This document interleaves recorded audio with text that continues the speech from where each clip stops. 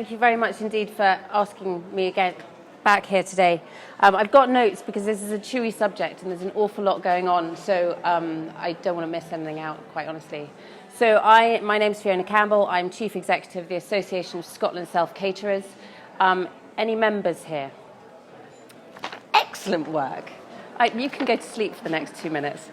So the ASSC was founded in 1978. We represent the professional sector.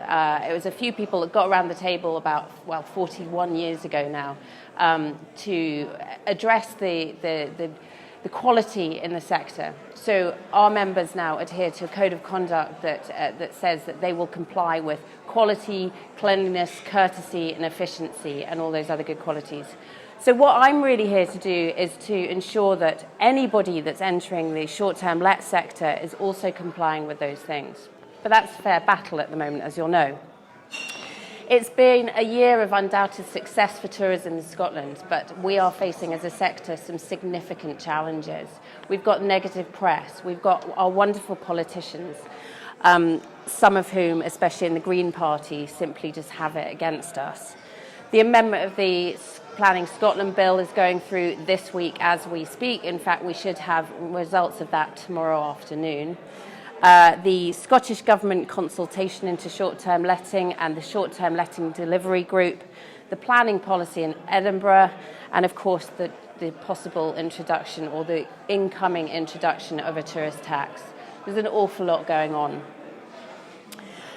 At all points at the ASSC, we think that all policy makers and regulators should take an evidence-based approach, as opposed to relying on perception, anecdote, or flawed studies designed to meet agenda-based policy outcomes, or just reading the Edinburgh Evening News. To that end, we actually commissioned an independent report. I've got a few copies here if there's more needed. I just didn't want to carry them around Edinburgh, so I can always send you out a copy. It's also on our website. But this is basically a report that we commissioned to look at all the things that we're accused of: antisocial behaviour, loss of housing stock, etc., etc.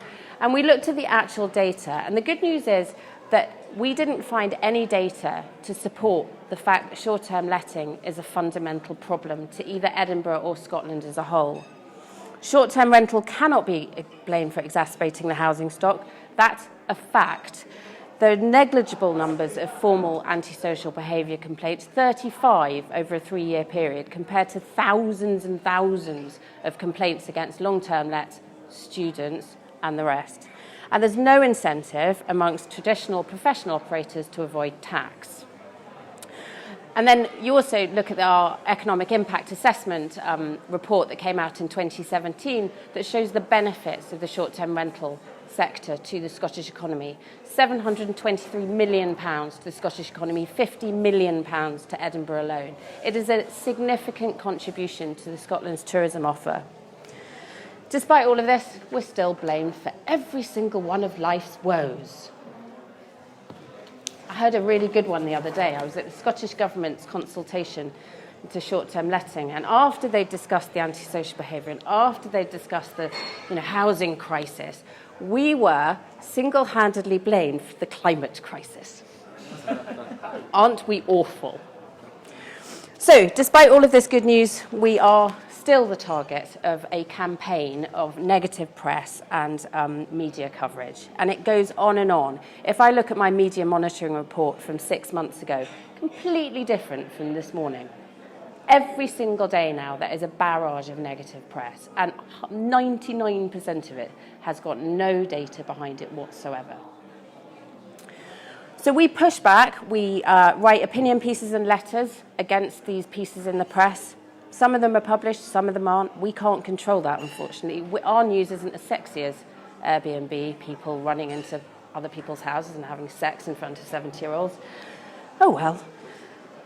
We've also, we go on radio programmes, we're on TV news pieces, etc., and we have a targeted MSP engagement that goes on and on and on. I think I may as well just move to Edinburgh at the moment.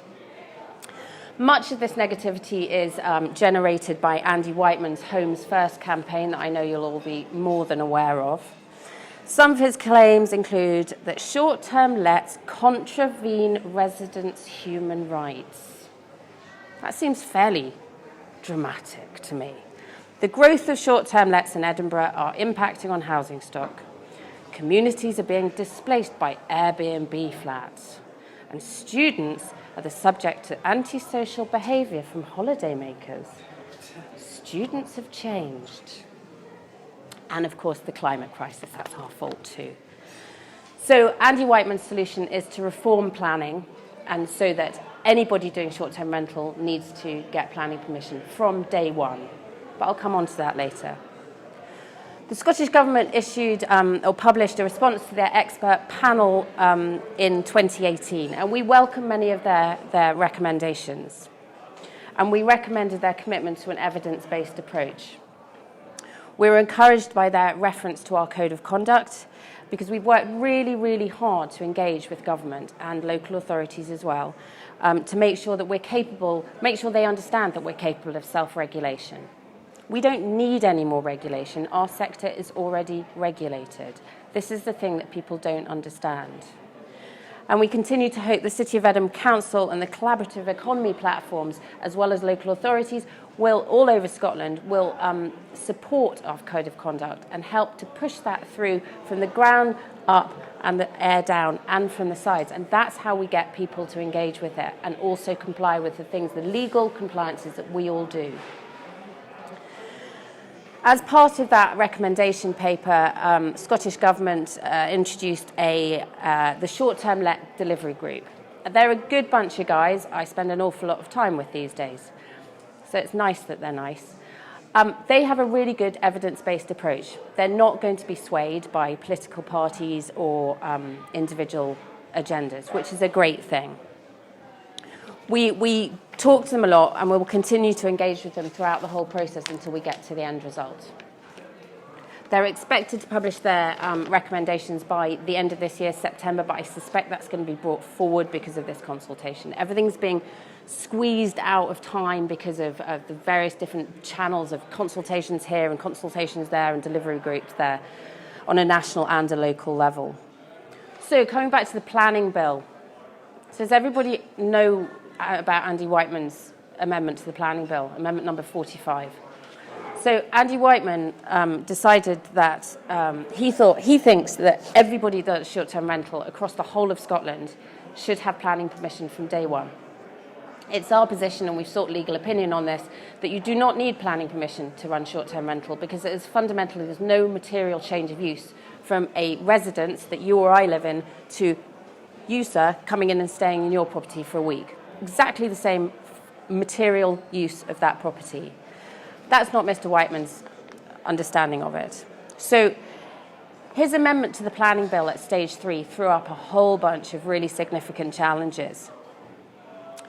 He justified his amendment by saying that short-term rental is impacting on the housing stock. But just to put this into proportion, and it's so important to see this in context, professional operators of self-catering properties, shall we call them, in Edinburgh represent 0.5% of Edinburgh's housing stock.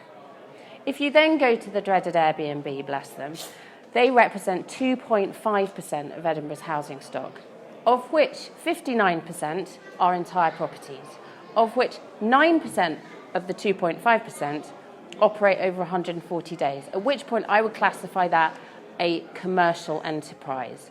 You're not going to let your property out for more than 140 days unless you're doing it professionally, is our threshold. And that just goes on the threshold of HMRC's business rates. Over 140 days you pay business rates, under 140 days you pay council tax. Both of them paying tax, so we're not avoiding tax. So you can see that even if you look at Airbnb, with all their statistics and all the data scrape statistics, are really not having any kind of significant impact on housing stock in Edinburgh. They're just not. And also, if you look across Scotland, there are 5 times more empty homes in Scotland than there are self-catering properties. 5 times. There's some crazy amount, there's 7,000 in Edinburgh alone. Let's look at that. Let's look at repopulating the empty houses before we start shutting us down. Anyway, so his amendment went way beyond the stated motivation to protect the long-term residential housing stock. So I have been working very, very closely with Rachel Hamilton, Graham Simpson, who is on the Planning Bill Committee, Airbnb, the Short-Term Let Accommodation Association down in London. And we have, well, Rachel Hamilton, I apologise, has submitted an amended amendment.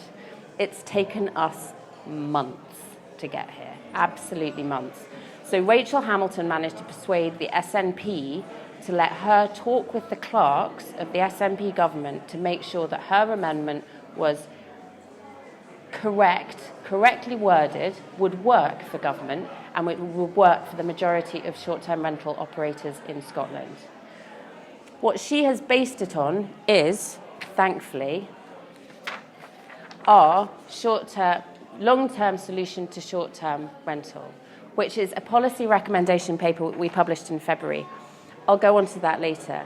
But basically, the fundamental thing is that Rachel Hamilton's amendment, which we are praying gets voted in tomorrow, means that people in Argyll will not need to get planning permission because there is no material change of use.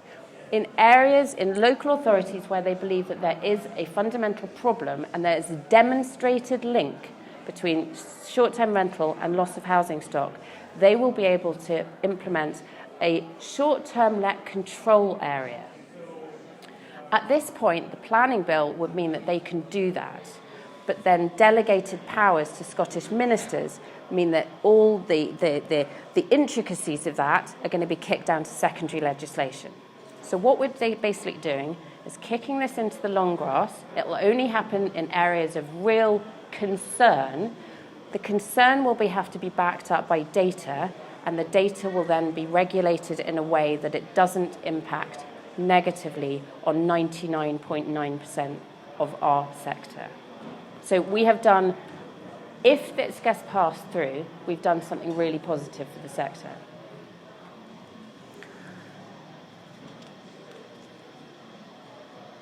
Unfortunately, in the final version, there wasn't a mention of grandfather rights, but I am hopeful that will be put through as part of the secondary legislation, and we will continue to have these conversations. So what happens tomorrow is not the end of the line, and this is also going to be looked at in the context of the short-term let consultation. So don't worry what you hear tomorrow.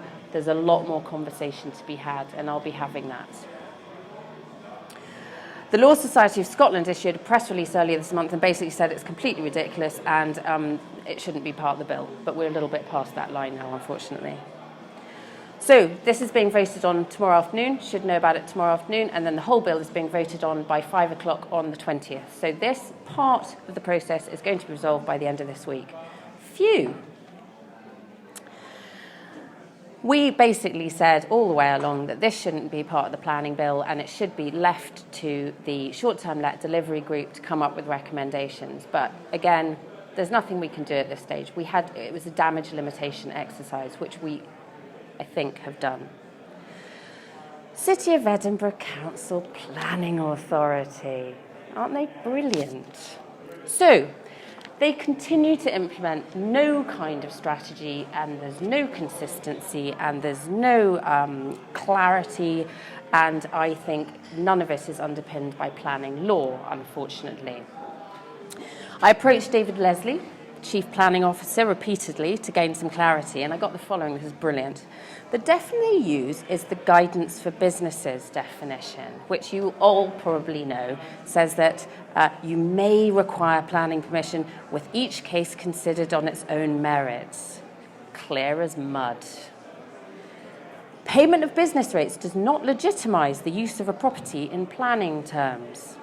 It's the responsibility of any property owner or business to obtain the necessary consents and to comply with them. With regard to planning and legislation and policy, it operates in the long-term public interest. There's no provision to compensate for the implications of policy changes. Planning and tourism. The Edinburgh Local Development Plan sets out this relationship and the provisions to support economic development. However, planning policies seek to consider the merits of visitor accommodation locations to ensure compatibility with, sorry, I'm boring you, I know, with compatibility with other uses, including residential amenity. And there's no specific provision given in current planning permission to reference the need for additional accommodation in peak festival periods. Meh. Don't need any accommodation for them? No. Mr. Leslie would reiterate that the Council is taking a joined-up approach to address the issue of short-term letting of property and is continuing to explore issues through the Member Officer Working Group and in discussion with Scottish Government. So I'm really sorry I can't give you any more clarity whatsoever on that. Sorry, could you speak up a little bit? Oh, sorry, yes. Is that a little bit better? Sorry about that, yes. Okay. So, as I say, can't really give you any more clarity whatsoever on that. Nothing I can do. So we come to the short-term let consultation. In March, as you'll know, Nicola Sturgeon launched a consultation into short-term letting, which frankly poses a huge threat to our sector. If the consultation goes ahead unchallenged by us, the community, we will possibly be faced with registration, licensing, planning permission requirements, planning permission restrictions, planning restrictions on the number of days that we can operate, removal of the small business bonus scheme, because that's part of the consultation, change of taxation from FHL rules to long-term letting rules, because it's seen as too advantageous, and the number of properties on an individual can operate. They have sent this consultation out to individuals in communities throughout the whole of Scotland. They've sent it to community councils. They've sent it to anybody and everybody that they can think of that's going to come back with negative comments about our sector. So have they said what the limit of the number of properties you can manage are? No. Would that be a good idea? It's a question. They really want our response. Please respond. So we have provided guidance on how you can respond. It's a massive paper. It's 50 pages long. There's 23 questions. Some of them are really quite complicated. So rather than you having to trudge through it, and there's a lot of complete nonsense data in there as well, but let's not get... There's some really good stuff from us, but there's also some nonsense. There's a lot of scraped data. So we've provided a crib sheet, and we've provided that crib sheet so that you can look at the questions, and rather than to kind of create something out of the top of your heads, we will signpost you to relevant articles, we'll signpost you to data. So if you haven't got a copy of that and you would like it, please let me know. I'll be delighted to send it to you. But if everybody in this room responded to that consultation, it would really help. Obviously, we're doing it as the association, but we need each and every one of you guys, because they're getting people from, the Coburn Society to send in individual responses. They have already had 300 responses to this consultation. That's unheard of. So if we don't pull together as a community, this is our moment. This is genuinely our moment. So do let me know if I can help with anything at all. But get the crib sheet off us, fill it in. It won't take long once you've got the crib sheet, I promise. Try to make it easy. There's other consultations going on. There's a consultation that's just closed about whether short-term rental should be part of HMO licensing. Completely ridiculous. They're trying to pigeonhole us with anything that they possibly can. Fundamentally, we can't be an HMO because we're out with the private residential tenancy licensing. Fundamentally, we can't be an HMO because we're part of FHL taxation, and they can't be part of FHL taxation. Fundamentally, HMOs don't pay business rates. Do you see what I mean? They're not thinking about this at all. They're trying to pigeonhole us, but not actually understanding the implications or what they're talking about. So, of course, we submitted a response to that consultation as well, and we will continue to fight to make sure that if there is a licensing scheme brought in, it's specific to our sector and it reflects the needs of our sector. You can't look at accommodation as one sector and give a broad brush response to it because it's just simply not that simple. Then we get to the old tourism tax. So there's now a national discussion about tourism tax.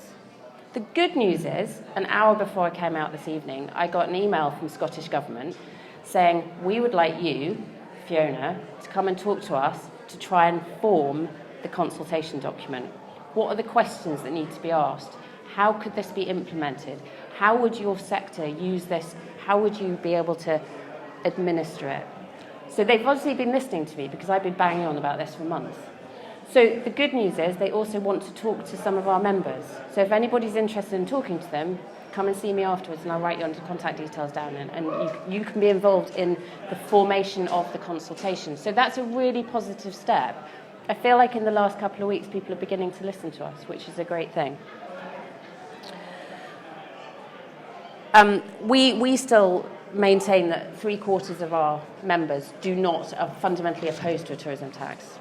And I still don't understand how you can implement a tourism tax when you haven't done any kind of economic impact assessment of what that's going to mean. But they're clearly cleverer than I am. In short, we believe that if you have a combination of registration, licensing, tourism tax, planning restrictions, it's too burdensome. It's too burdensome on a sector that's already being impacted by the rising cost of doing business, all sorts of other legislation, all sorts of other regulations. What's going to happen with Brexit? These are uncertain times. Profits are going down. It's not easy. It's not as rosy as people make out. So the question is, where do we go from here? It's all very well talking about the negatives and the problems, but my opinion is now we need to actually offer people solutions. So we published the Code of Conduct in 2017. We've been promoting it and worked really closely with Airbnb and other platform hosts and the STA to make sure that we had an aligned Code of Conduct. Theirs is exactly the same as ours. They just say host instead of operator, basically. We think that basically anybody that's renting their property out, whether they're professionals 365 days a year or whether they do Airbnb for 2 weeks a year, they should comply with the Code of Conduct because everybody has to be safe. Operators need to know that their guests are safe. Operators need to know that their neighbours next door aren't going to get absolutely furious with them. It makes sense. It's all about good management, best practice. Obviously, signposting people to legal compliance at the same time. And the good news is that the Short-Term Let Delivery Group and Scottish Government constantly references our Code of Conduct. So in your response, please make a big deal out of the Code of Conduct. You guys all do it. You're already doing it. It's nothing new to you guys. It's nothing new whatsoever. But we need Airbnb property owners to realise that they need specific insurance policies. They need smoke alarms. They need to comply with regulation that already exists for us. So in conjunction with the Code of Conduct, we, as I say, published our long-term approach to short-term letting, which is a policy recommendation document. It outlines proposals that would see short-term rental properties come under a mandatory registration scheme. So basically, the local authority would know in real time what properties are being used for what across Edinburgh. You can't make any policy decisions until you have the data to support it. Do we have a problem? Is there a problem? If there is, then we can do something about it. But right now, it's anecdotal at best. We also support rent pressure zones. And whilst we're not suggesting that that is the best way of dealing with rent issues, etc., that is legislation that's already in place. They could do this tomorrow. Everything's in place to do it. And if there was a different kind of scheme, then our policy recommendation would fit within it easily. So if there is a problem, if there's a demonstrated problem identified, there's a link between short-term rental or self-catering and housing stock, then a local authority should have the powers to implement a control of that, to put a licensing scheme in to say, okay, maybe there should only be 10% short-term rental compared to 90% residences. We're not suggesting what that figure should be, but that's what we're suggesting is a way to control it. We are definitely supporting grandfather rights, of course, but it means that new kids on the block would go to the local authority and say, I'd like to do a self-catering property, and they'd say, sorry, there are 444, and you're 445, and that's not possible, sorry. That's fair, right? It safeguards us, because we're already in existence, and we're already benefiting the local economy, etc. But somebody's going to have to wait till one of us moves before they can start.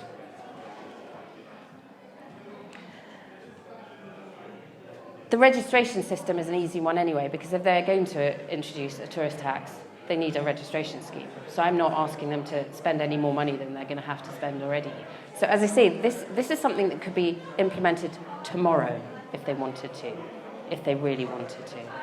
And also, the idea of registration scheme, there's 1969 legislation in place that a registration scheme is entirely allowed tomorrow as well.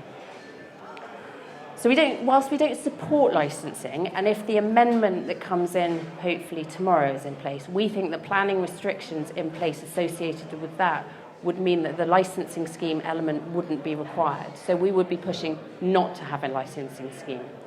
But the registration system would support the data capture in order to set the designated control areas. A license would be required for both operators and individuals. It would include a fit and proper test, background checks. The local authority would have control over the number of properties licenses. A health and safety check would be required. The location, character, and suitability of properties would be relevant. That means that tenement properties are out. A licence would be required for anybody operating a property on a commercial basis or in excess of 45 days. So that's why we are trying to form a licensing scheme in a proactive way, not wait for that to be pushed down on us, because that would close us all down. So we've really never faced so many challenges, but as an association we're fighting fit, and I will continue to fight on your behalf. It is all I do. Unfortunately, my children hate it. We do rely on our membership, so if you're not a member, we'd love you to be a member, because this is why we're here, is to support what you're doing. The market continues to show that self-catering is a holiday of choice. Scotland maintains its place as one of the leading destinations in the world. Tourism brings £6 billion to the Scottish economy, and we are an integral part of that offer. As I say, we rely on our membership. We rely on you to support us. We rely on what you're saying. Tell me what you want me to do. I will tell you what's going on in the big bad world of Parliament. But talk back to me and let me know how I can help you guys. Any questions? Question is, how can he advise potential clients whether they should invest in the sector? The planning bill amendment will give some clarity to whether you will require planning permission or not. Tomorrow. Thursday. So they're voting on our amendment 11B tomorrow, and they're voting the whole bill on Thursday, 5 o'clock. So at that point, there will be some clarity as to whether, and let's face it, it's only based on Edinburgh. Nobody else is going to use this. Then you will know whether planning permission will be required in designated areas if the local authority brings in that designated area, which we all know it will, right? No. But we all know that this is only being driven by Edinburgh. So we can be assured that the City of Edinburgh Council will rub its hands in glee and go, whee, we've won something. And we will go, whee, but you lost the rest of Scotland. So at that point, there will be a tiny bit of clarity there, but then you've got to wait for secondary legislation to go through, which will tell you what the ins and outs and the minutiae of that are. So that's a whole long conversation. Like, what's the designated area? Where is the designated area? Is it EH1? Is it Grassmarket? Or is it the whole of, So that's an ongoing discussion. So again, we're kind of kicking it. Right. Has there been any talk that what Berlin did, for example, with when the regulations were changed, they were given 2 years to get things into action? There has been no discussion whatsoever. That would be far too sensible. But there will be chat about that on the outcome of the consultation, I would imagine. Again, there was talk about the tourism tax being introduced immediately, and my answer to that was, well, you can't do that because everybody has to budget for these changes. And, business rates changes. You have to be able to budget for these things. You can't just suddenly bring them out. So that's an ongoing conversation. And I'm sure it will be. They don't think about these things. What happened to the granddaddy rights? Why did that get dropped? Have you any idea? And secondly, what's happening with business rates? Because they are just ridiculous just now. When does the assessors do the next assessment? Grandfather rights must have been dropped because Rachel Hamilton, in association with us, in association with the clerks, went through that amendment line by line by line by line by line by line by line. As I said, it took months. And they obviously didn't think that putting it in at this stage in primary legislation would get passed. So it would go down to secondary legislation. Strategically. So the understanding and the appetite is that grandfather rights would be there. So I think that this is a positive. I genuinely do. I don't think there's an appetite to suddenly shut everyone down. I think this almost safeguards you more than the situation you're in now with the planning authority. Definitely. Business rates, obviously the Barclay Review recommendations have been published, and there's now an implementation group. There's so many delivery groups and implementation groups, so much fun. They are looking at how to deliver the recommendations. The one that is associated with us is number 22, and that's to do with tax avoidance. So, well, there's one to do with tax avoidance and one to look at the small business bonus scheme. So the next tone date is 2020, and the next revaluation is 2022. So I'm already speaking to the assessors to try and work out how we can lower or lesser the impact at the next revaluation. But the next big whack is going to be the small business bonus scheme. But the Scottish Tourism Alliance is working really hard to make sure that any kind of withdrawal of the small business bonus scheme does not impact tourism businesses, which is what we are. That's what they're saying. But the difficulty is with the small business bonus scheme, I'm talking about all small businesses. So if a small shop is withdrawn, then we're withdrawn. So that's why Scottish Tourism Alliance is working on the assumption that you can't withdraw it from tourism businesses because the tourism businesses generate such a huge income for the Scottish economy. Did you want? Anyone else? It's complicated. There's lots and lots of massive plates spinning. And if one of them falls, they'll all fall. So all of these conversations have to be taken at the same time. It's exhausting. Anybody else?